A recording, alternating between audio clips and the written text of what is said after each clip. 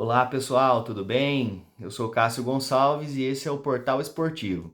Então você que ainda não conhece aí, se inscreva no nosso canal e deixe já o seu like no nosso vídeo. Hoje vamos falar novamente de lutas, porém sobre uma luta diferenciada, que é o Karatê, né? Então o Karatê é uma modalidade que eu também já fui praticante, já participei de bastante eventos e gosto muito dessa modalidade. Então espero que vocês gostem do nosso conteúdo. O que nós vamos começar falando? Da origem, né, do karatê.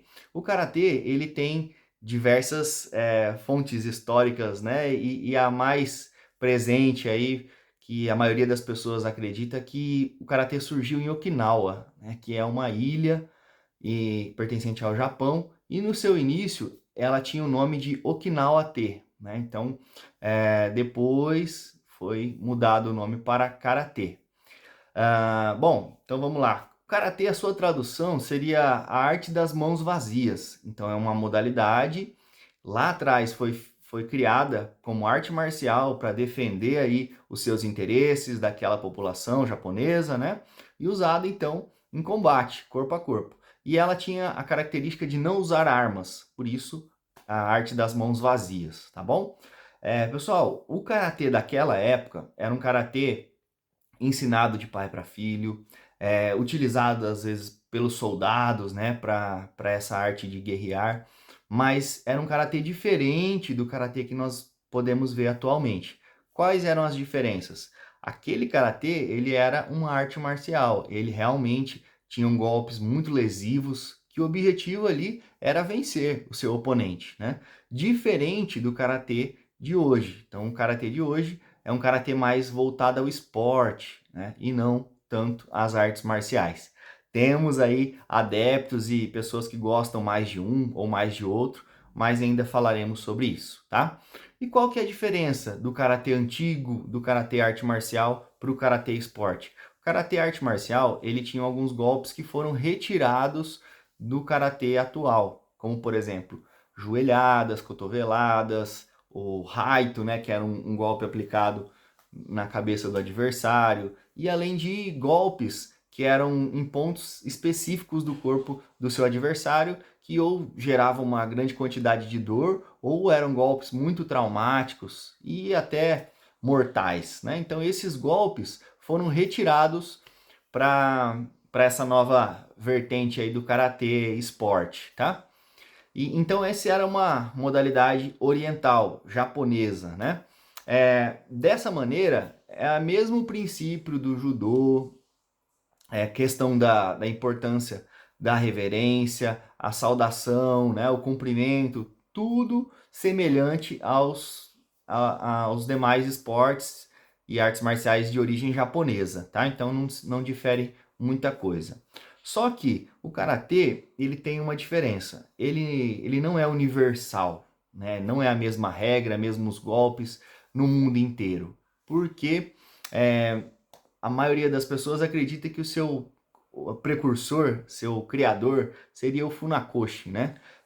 Que seria o grande mestre. Ele, inclusive, tinha uma forte ligação de amizade com o Sensei Jigoro Kano, do Judô, e também o criador do Aikido. Então, os três trocavam muitas informações. Algumas técnicas, inclusive, são semelhantes, tá? Bom, mas vamos lá. Desse karatê arte marcial surgiram algumas vertentes. Então o karatê ele começou a se diferenciar, aquele sensei que priorizava um estilo, né, de karatê como mais força, mais rígido, vamos falar assim, ele começou a ensinar os seus discípulos dessa maneira. O outro karatê que já priorizava mais a movimentação rápida, algumas técnicas de ataque e defesa, ele começou a ensinar dessa maneira. E o que isso fez de diferença? Foram criados, então, estilos de karatê. Então, nós temos vários e vários estilos de karatê.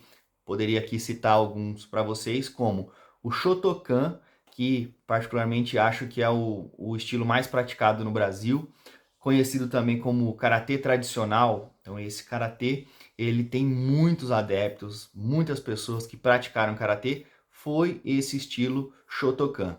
Temos também estilo como Shitoryu, Goju-ryu, Wado-ryu. Então, para cada um desses estilos existe uma peculiaridade, existe um algo diferente, que muitas vezes é uma base diferente, uma maneira de executar diferenciada, a priorizar um pouco mais um tipo de técnica e menos outro tipo de técnica, tá?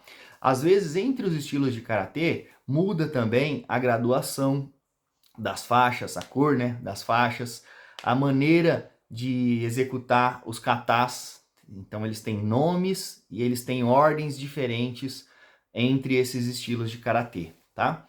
Eu fui praticante do Shotokan por uns 2, 3 anos e depois fui para o Shitoryu. Então eu lembro que nessa transição eu tive que aprender a executar algumas defesas que eram diferentes, algumas bases que também eram diferentes e os katas que eram totalmente diferentes também, tá bom? Então, lembrando, karatê não é uma coisa só.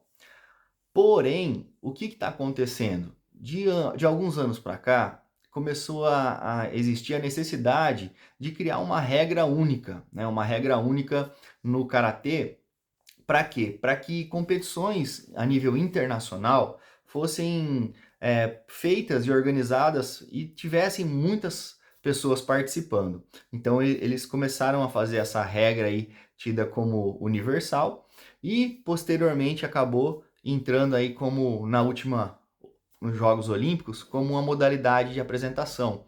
Então só depois que eles criaram essa regra, que esse movimento tentou unificar os vários estilos de karatê, é que ela pôde entrar entre os esportes aí olímpicos, tá? E aí, como que acontece essa competição?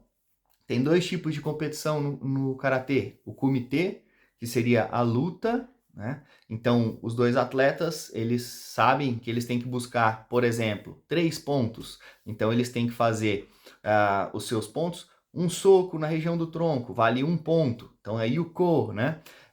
Um chute vale 2 pontos, vazari. E um soco, um chute na cabeça vale 3 pontos, que seria o ippon. Então ele tem que buscar 3 ippons aí para obter a vitória. Já em outros estilos, é a busca por um ippon. Então a luta acaba bem mais rápido, tá? Então olha só como dá aí diferença entre as modalidades, entre os estilos de karatê.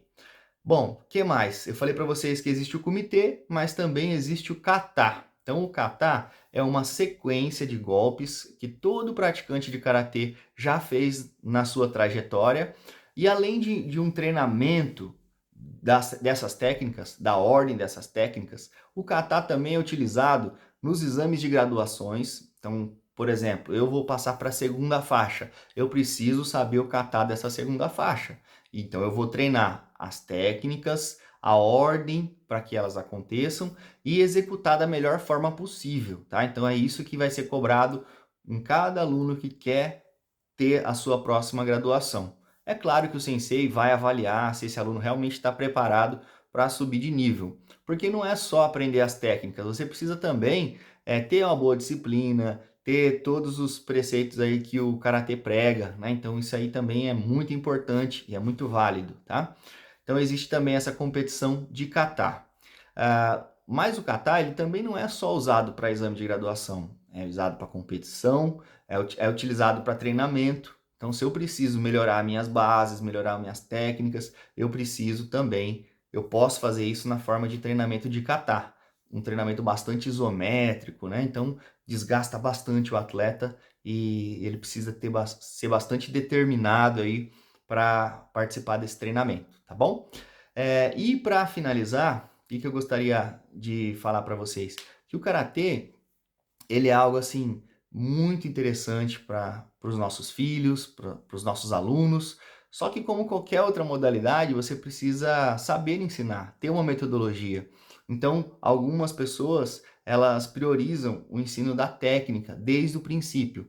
Outras pessoas começam a priorizar questões relacionadas à disciplina, hierarquia, né? Então aí tem várias metodologias, mas a maioria delas faz o quê? Parte do mais simples para o mais difícil, para o mais complexo, que eu acho bem lógico, né? Então essas pessoas elas fazem o quê? Por exemplo, vamos ensinar uma criança a dar o soco, né? Então, ó, o soco, a sua mão tem que ficar nessa posição, não é assim, não é assim. Então você ensina a criança a dar o soco. Esse mesmo soco que ela acabou de aprender, você pode fazer ele de várias formas. Com a mão da frente, com a mão de trás, numa base mais alta, numa base mais baixa. Então, olha só, o mesmo soco sendo utilizado de várias maneiras. Mas eu preciso primeiro ensinar o soco, para depois eu ensinar as suas aplicações, né? Você pode fazer isso andando, você pode fazer isso saltando, e aí sim, conforme a graduação, o aprendizado do aluno, isso vai sendo colocado de maneira gradativa, né? Então é dessa maneira que eu vejo que é interessante para fazer uma boa iniciação. Então não adianta querer aprender todos os golpes de uma vez só, se você não consegue ainda executar eles da maneira correta, das suas diferentes formas e, o que é muito importante, aplicar eles na hora do comitê, né, ou do kata. Então eu vejo que a iniciação tem que seguir isso. Muita coisa, muita informação, muito treinamento e pode ser gradativo, por isso até existem as faixas aí para isso ser acrescentado aos poucos, tá bom? Bom, pessoal, era isso que eu queria falar para vocês aí do Karatê, espero que vocês tenham gostado.